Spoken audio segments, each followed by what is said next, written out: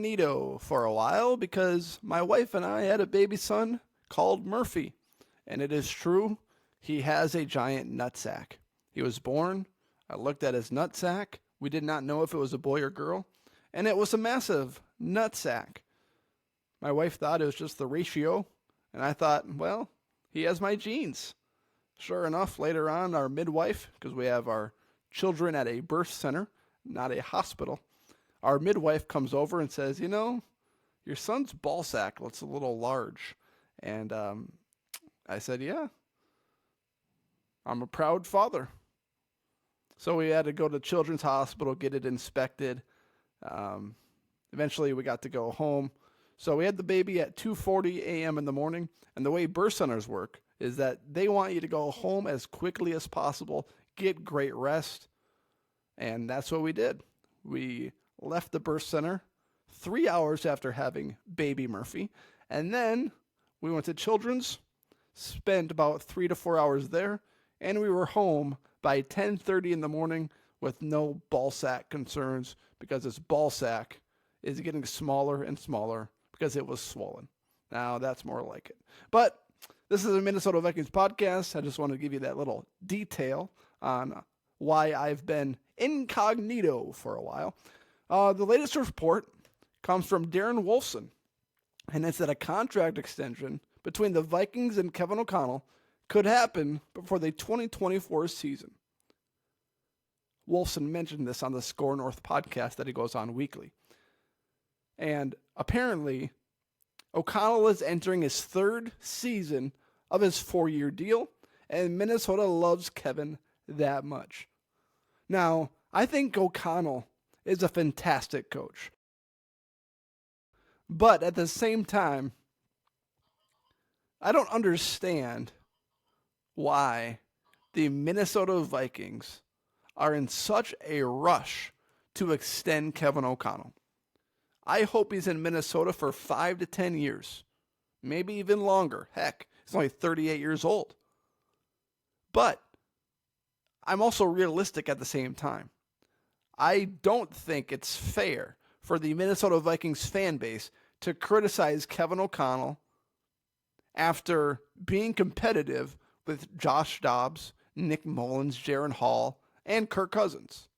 The Vikings started the season 0-3, and at one point they had an 80% chance of making the playoffs with Josh Dobbs starting.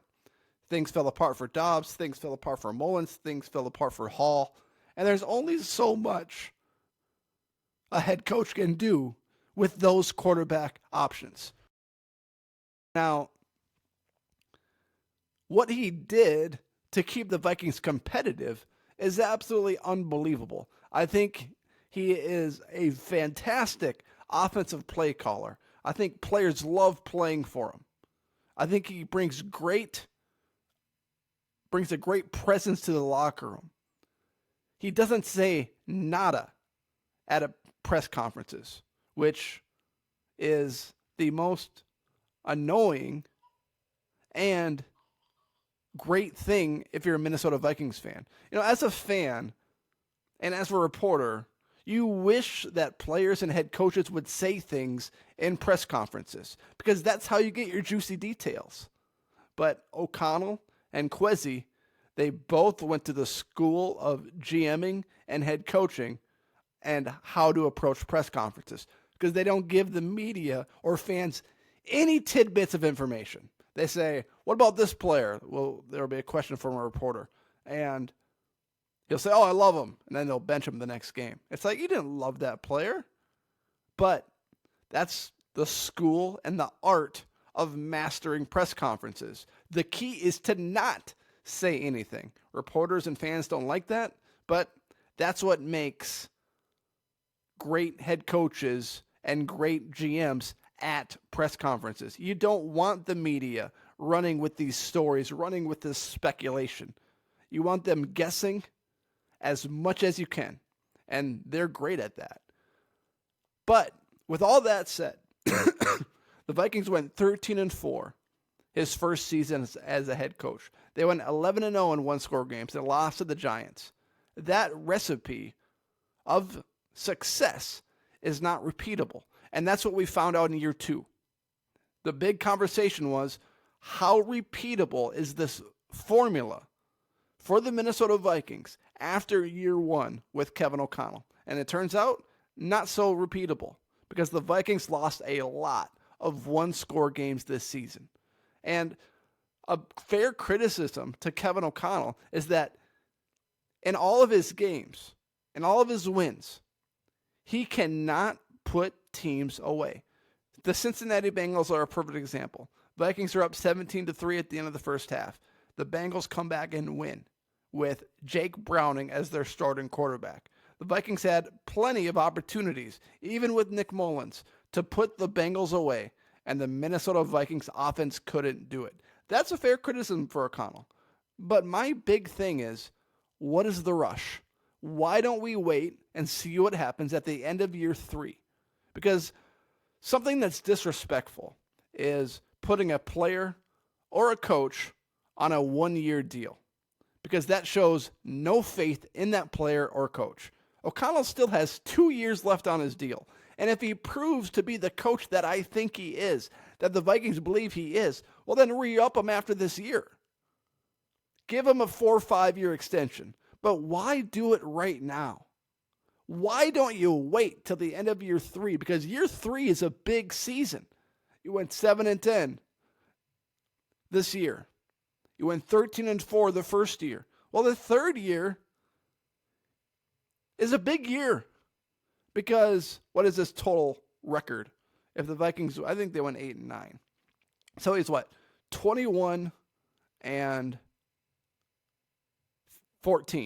He's 21-14 as a head coach. Why don't we wait and see what happens at the end of year 3 and then make that decision? Because if the Vikings go out there at the end of year 3 and he goes 3-14 with a rookie quarterback because they decided to move off Kirk Cousins, well, don't you think it's a little fair for O'Connell to be on the hot seat?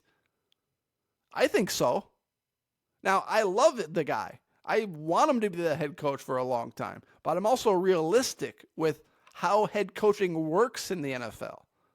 There's only 2 types of head coaches, the ones that have been hired and the ones that have been fired.